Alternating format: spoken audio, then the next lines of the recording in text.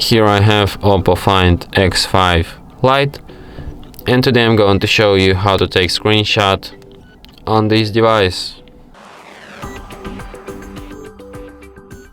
So to take screenshot, all you need to do is to just press combination of keys, power key plus volume up at the same time like this. Excuse me, volume down.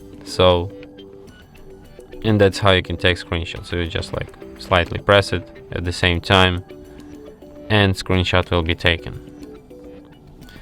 You can find your screenshots in gallery in the screenshots album. Here they are. And from here you can like edit, send your screenshots to someone, or just delete it. So yeah, and that's it.